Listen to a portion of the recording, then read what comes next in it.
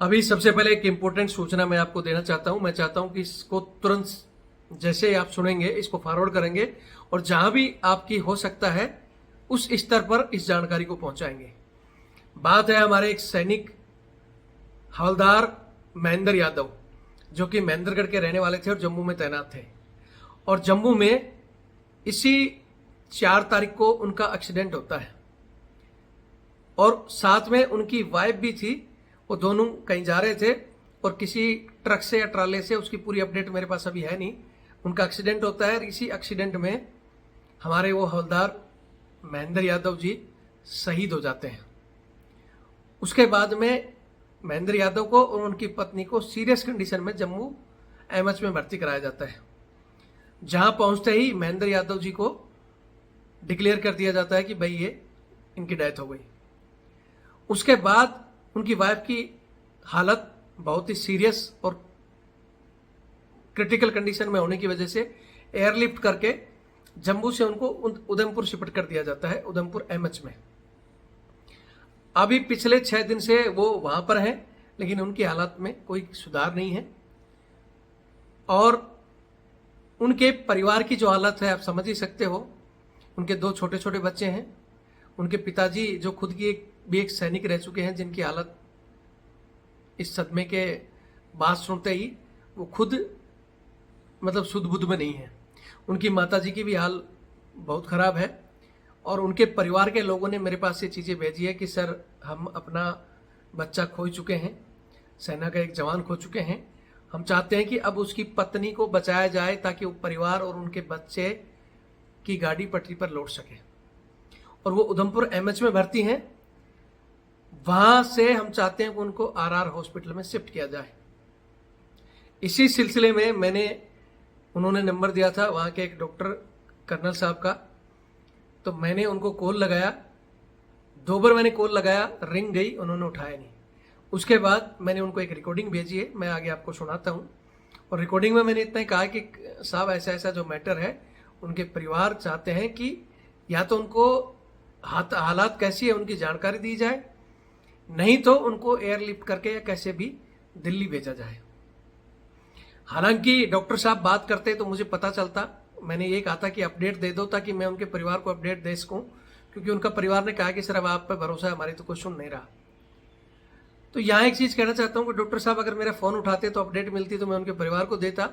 लेकिन उनकी बातों से, जैसे उन्होंने बताया कि हमारे को ये बताया गया था कि भाई हम रिस्क नहीं ले सकते, इनको दिल्ली आरआर में शिफ्ट नहीं कर सकते, इसका मतलब हालात हो सकता है ज़्यादा सीरियस हो। तो ऐसी कंडीशन में हम क्या कर सकते हैं, आज इसी विषय पर मैं छोटी सी अपडेट और छोटी सी चर्चा जरूर करूंगा। उनके परिवार की जो रिकॉर्डिंग है वो भी मैं सुना रहा हूं।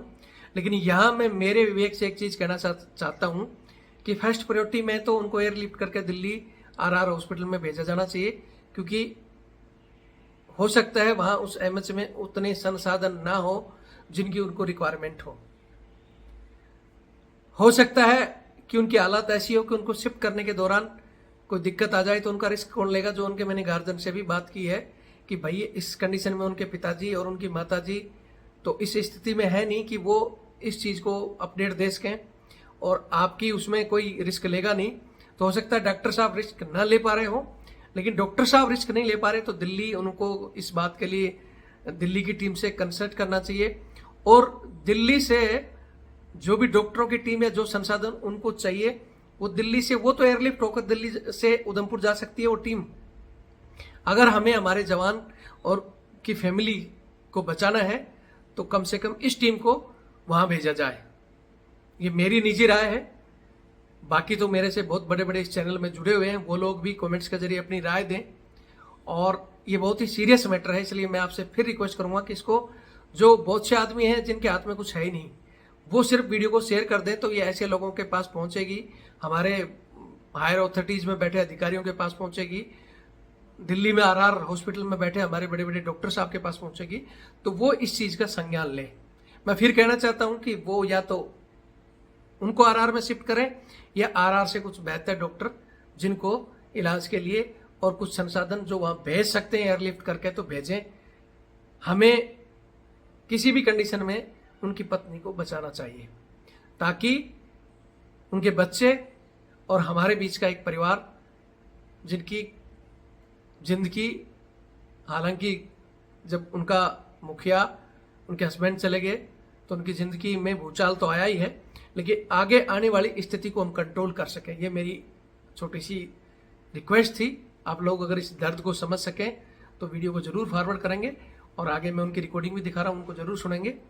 जय हिंद, जय भारत, वंदे मातरम। सर जय हिंद, मैं रविंद्र फौजी बोल रहा हूँ, और मेरे पास ये एक जवान अभी जो जम्मू में एक्सीडेंट में उनकी जिनकी डेथ हुई है, महेंद्र, और उनके साथ उनकी वाइफ भी जो सीरियस कंडीशन में आपके एमएच में भर्ती है अभी। तो उनके घर वाले कह रहे हैं कि सर हमारा वो जब उनका बच्चा तो जो चला गया, महेंद्र तो नहीं बच पाया, अब अगर उनकी वाइफ की हालत सीरियस है, अगर कंडीशन कंट्रोल में है तो आप उनको बताइए। वो चाहते हैं कि नहीं तो कम से कम उनको आरआर वगैरह दिल्ली में शिफ्ट किया जाए ताकि उनकी जान बच सके। उनके 2 छोटे छोटे बच्चे हैं, उनके पिताजी और उनकी माताजी की हालत अभी खराब ही है, और उनके परिवार से मेरे को कॉल किया है 1-2 बंदों ने कि सर आप डॉक्टर साहब से बात करो।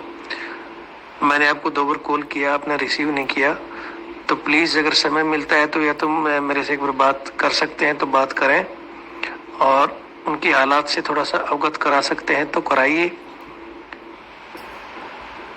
ताकि हम उनके परिवार को संतुष्ट जवाब दे सकें।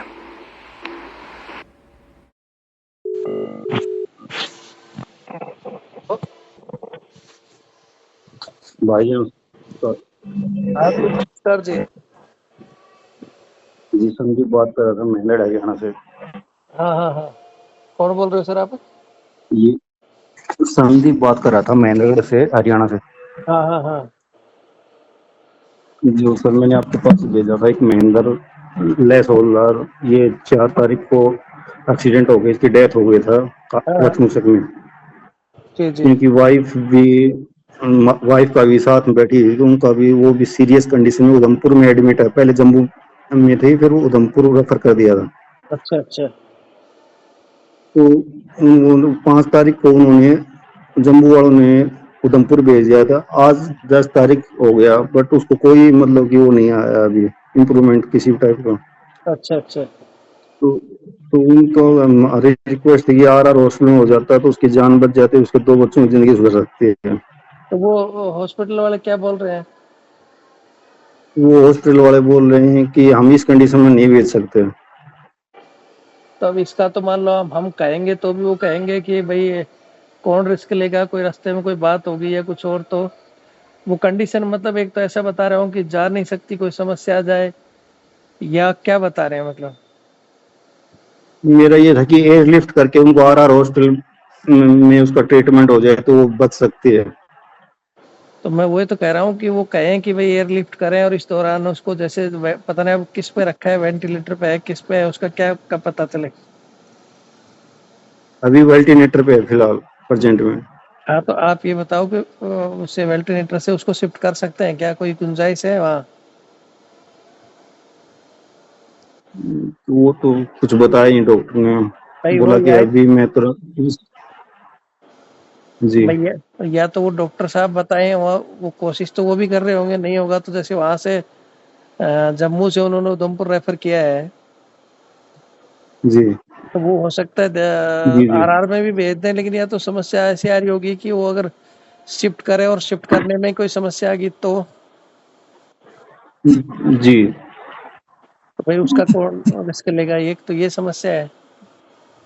जी जी। और या आपको लग रहा है कि जैसे इम्प्रूव हो रहा है और उनकी बस की नहीं, तो वो नहीं भेजना चाह रहे हो, तो इसका कैसे पता चले?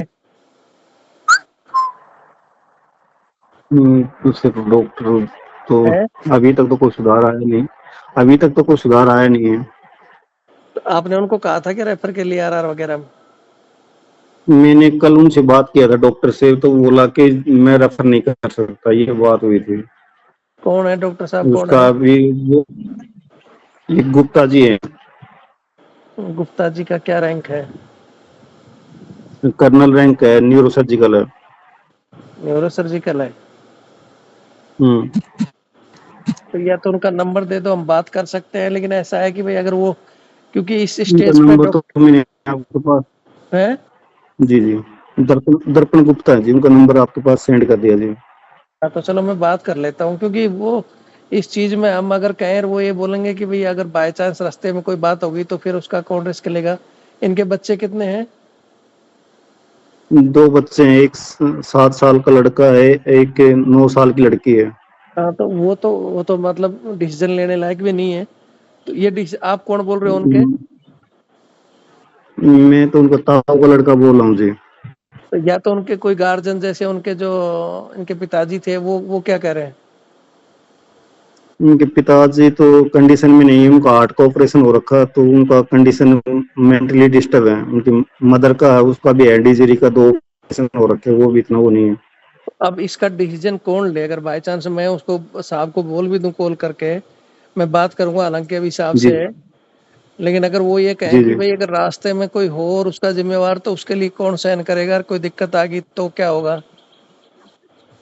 अभी मैं अभी वो आज का लड़का वहाँ एक एयरफोर्स में वहां से भेजा है, आज वो उधर से मिलने के लिए। हाँ हाँ। तो बोला कि मैं भी उनसे बात करके यदि वो कहीं साइन करवाएंगे डॉक्टर साहब, मैं साइन कर दूंगा कि मैं रिस्क के लिए भाई साइन गार्जियन के तौर पे। अच्छा अच्छा। नहीं, उनके जो कागज जी वगैरह है वो है क्या आपके पास? तो कागज हम उनको आरआर में कुछ हॉस्पिटल में है अपने बंदे जानकार, उनको दिखा दें कि भाई ये स्थिति है। या फिर मैं ऐसे कर सकता हूँ कि भाई दिल्ली का जो मैनेजमेंट है वो इस चीज पर ध्यान दे, हम एक वीडियो के जरिए अपील करें, क्योंकि मेरे अकेले की वो सुने ना सुने। तो वो जी भी कर जी। सकते हैं कि भाई ऐसे ऐसे हुआ है, और वो हमारा जवान तो खत्म हो गया और उनकी वाइफ है, उसको बचाने के लिए इनको पूरा कोशिश करना चाहिए। तो मैं वो कर जी जी। सकता हूँ, मैं पहले बात कर लेता हूँ, फिर मैं आगे उसको करता हूँ, जो मेरे हिसाब से होगा ना मैं करूँगा। जी जी, नंबर सेंड कर दिया जी मैंने आपके पास डॉक्टर साहब के। अभी बात करता हूँ मैं। उनका क्या नाम है, उनकी जी, वाइफ का? उर्मिला नाम है जी। ठीक है, मैं अभी करता हूँ। जी जी। ठीक है सर। जय हिंद, जय भारत, वंदे मातरम। मैं रविंद्र फौजी। साथियों, जैसा कि मैंने अभी एक मैटर बताया, सीरियस मैटर है। कहानी में बता ही चुका हूं कि ये जम्मू में तैनात हमारा जवान, जो कि हवलदार जी हैं, बाहर गए थे और वहां इनकी वाइफ के साथ इनका एक्सीडेंट हुआ और हॉस्पिटल में जाते ही जवान की डेथ, और उसके बाद में वाइफ को जम्मू एमएस से एयरलिफ्ट करके उधमपुर पहुंचाया गया। वहां कंडीशन इनकी खराब है। अब इस विषय में सबसे पहले तो मैं डॉक्टर साहब से फिर कहना चाहूंगा कि मैंने आपको 2 बार कॉल किया। अगर आप वीडियो अब तक पहुंचता है तो आप हमें अपडेट दें। उनके परिवार में, क्योंकि हम बहुत से सैनिक ऐसे ऐसे गांव दूर दराज के इलाकों से हैं जहां इनके अपडेट के लिए शहीद के उसमें मेरे पास वो वीडियो भी आ रखा है, हजारों लोग पहुंचे हैं। लेकिन बस वहां उनका सीमित वहीं तक रह जाता है। आगे इनके परिवार से या इनके आसपास से कोई सैनिक इनके साथ वहां जाता या डॉक्टरों से वो बात करते तो हो सकता है कुछ रास्ता निकल सकता था। लेकिन महेंद्रगढ़ में हमारे कितने सैनिक हैं, कितनी संस्थाएं हैं, वो लोग वहां पहुंच नहीं रहे, इनकी कंडीशन में इनकी मदद नहीं कर रहे। तो ये थोड़ी सी मतलब मुझे बहुत ही दुखी लगा। और सबसे बड़ी बात कि वो मेरा चैनल देखते हैं, मेरे से जुड़े हुए हैं, इसलिए मेरे को फ़ोन कर दिया। और फ़ोन आते तुरंत ही मैं सब कुछ छोड़कर अब इसी अपडेट के लिए मैंने कर्नल साहब को भी कोशिश की बात करने की, लेकिन उन्होंने उठाया नहीं। वॉइस रिकॉर्डिंग भेजी है, मैं अब आपको सुना भी रहा हूँ। और दूसरी, कर्नल साहब को भी कहना चाहता हूँ कि आपको इन चीज़ों में अभी उनका स्विच ऑफ आ रहा है, लेकिन मैं नहीं कहता कि उन्होंने कर लिया। हो सकता है हो गया हो, या हो सकता है वो किसी ऑपरेशन थिएटर में हो, इलाज में लगे हुए हों। तो मैं कर्नल साहब को कोई दोष नहीं देना चाहता। डॉक्टर साहब को डॉक्टर भगवान है। आपके दिमाग में जो चल रहा है वो हमारे दिमाग में नहीं चल सकता। हम सिर्फ बातों को बोल सकते हैं। आप काम भी कर रहे हो, उसके लिए मैं आपको सैल्यूट करता हूँ। जय हिंद श्रीमान। लेकिन हम लोग मिडिल परिवारों से हैं। हमें जब तक कोई अपडेट नहीं मिलती, हम जिन भावनाओं में जो कुछ बोल जाते हैं, अगर मेरे से कुछ ऐसा बोला गया हो जो आपको ठेस पहुंचता है तो मैं क्षमा मांग सकता हूं। मैं आप जो कहो करने के लिए तैयार हूं। लेकिन उनके परिवार को तसल्ली हो जाए। उनके पिताजी पहले ही हार्ट के पेशेंट हैं, उनकी माताजी और उनका परिवार का तो बुरा हाल है। उनके परिवार से ही किसी ने मेरे को कॉल किया कि सर आप आखिरी उम्मीद हो। तो मेरी आखिरी उम्मीद है ये पूरा जुड़े हुए लोग रविंद्र फौजी के साथ साथ आपका जहां भी कोई भी इस वीडियो को खासकर एएमसी के जो बंदे देख रहे हैं, हमारे एएमसी के ग्रुप भी हैं, उनमें मैं भेज दूंगा। उन सबकी जिम्मेवारी बनती है कि डॉक्टर साहब मेरा फ़ोन नहीं उठा रहे तो वो फ़ोन उठाकर मुझे अपडेट दें। ये मेरा नंबर है 8290354513 8290354513। जिसके पास भी जो भी अपडेट है मेरे पास ज़रूर अपडेट दें।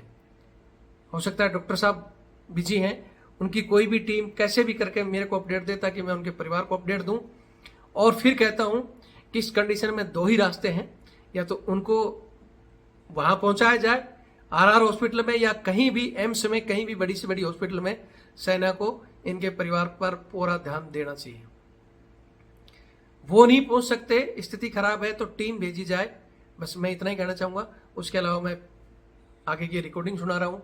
फिर कह रहा हूँ कि ये जैसे ही वीडियो आपके पास पहुंचता है, जिस भी कंडीशन में हो, जैसे मैंने सब कुछ छोड़ दिया अब इसके लिए, तो वैसे आप भी सब कुछ छोड़कर कुछ नहीं कर सकते, तो वीडियो को फॉरवर्ड करना।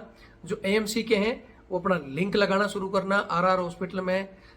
जो एएमसी के नहीं है लेकिन कहीं ना कहीं हमारे बड़े अधिकारियों के पास कोई पीए बैठा है, कोई असिस्टेंट बैठा है, कोई उनके निजी कामों में व्यस्त है, वो हर आदमी की जिम्मेवारी बनती है कि इनके परिवार को बचाने के लिए कहीं भी कुछ हो सकता है वो ज़रूर करें और इस सूचना को वहाँ तक पहुँचा दें।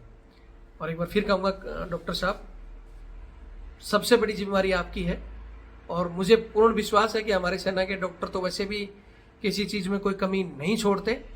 वो अपनी कोशिश में लगे हैं और कर भी रहे होंगे, लेकिन फिर भी हमारी तसल्ली के लिए अपडेट को उनके परिवार तक और मेरे तक जरूर पहुँचाएँ। और किसी भी कंडीशन में हमारी ये परिवार की हिस्सा है, ये ज़रूर बचें। बाकी वीडियो देखें और शेयर करें। जय हिंद, जय भारत, वंदे मातरम।